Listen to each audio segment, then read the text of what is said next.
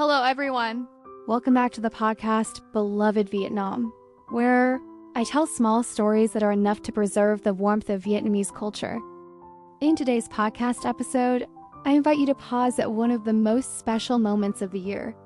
The moment when time gently closes an old cycle and opens a new one, filled with faith and hope. It was New Year's Eve. New Year's Eve, the moment when time intersects. It is the final moment of the old year, when the clock hands move closer to 12, when the earth and sky fall silent in a deep breath.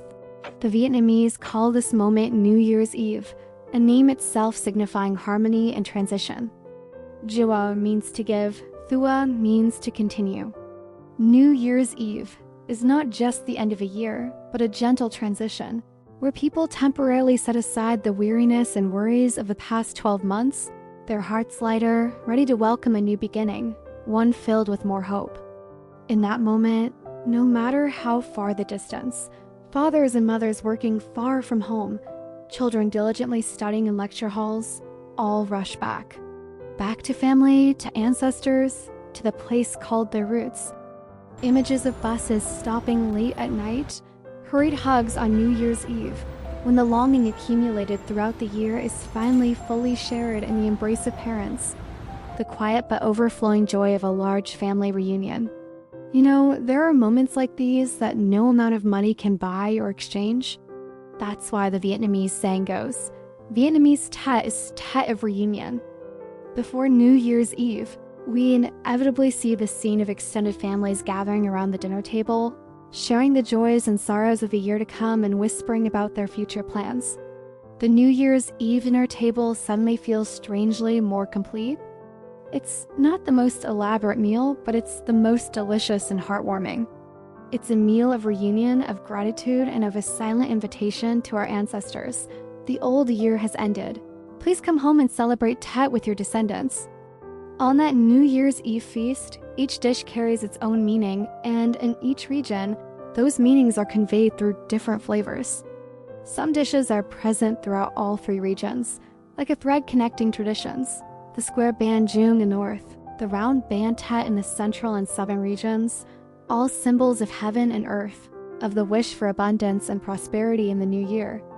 But alongside these similarities, the New Year's Eve feast also bears the distinct mark of each region. In northern Vietnam, meals are typically elegant, featuring dishes like jellied meat, pickled onions, and bamboo shoot soup, slow-cooked, gentle meals that reflect a tranquil pace of life and traditional family customs.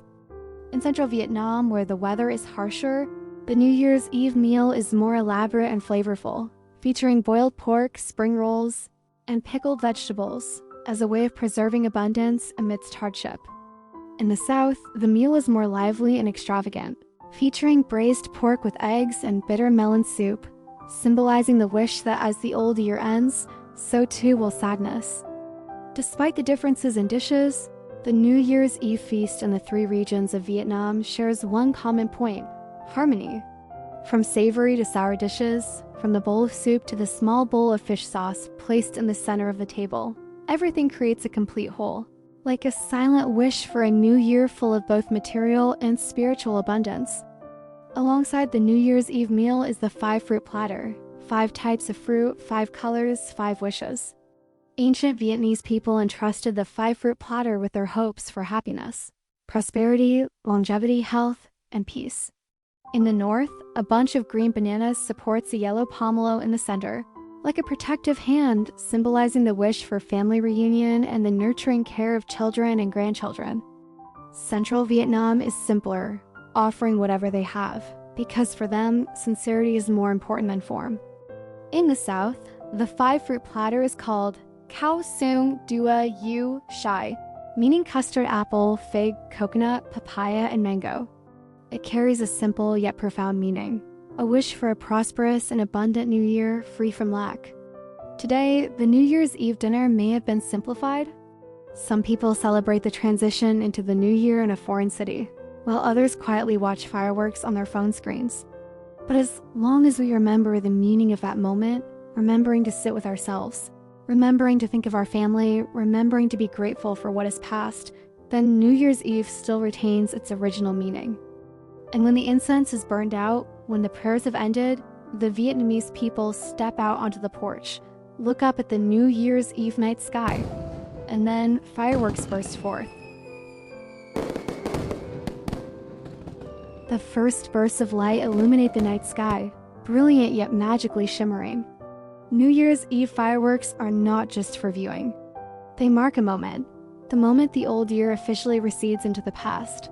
In that light, people wish each other well, overlook imperfections, and believe that the new year will be gentler. And whether you're a Vietnamese living far from home or a foreigner celebrating Vietnamese Tet for the first time, New Year's Eve is a moment to slow down and listen. There's the scent of incense, a small meal placed in the center of the house, and fireworks illuminating the sky as a welcome to the new year. You don't need to understand all the rituals. Just feel the spirit of togetherness, gratitude for what has passed, and hope for the days to come. Because New Year's Eve, after all, is a moment when people return to their families, to their memories, and to themselves. Thank you for listening to the podcast, Beloved Vietnam. Wishing you a peaceful new year where new beginnings are always gentle. Every step is supported by love, and each time you return, there is a place called home ready to embrace you.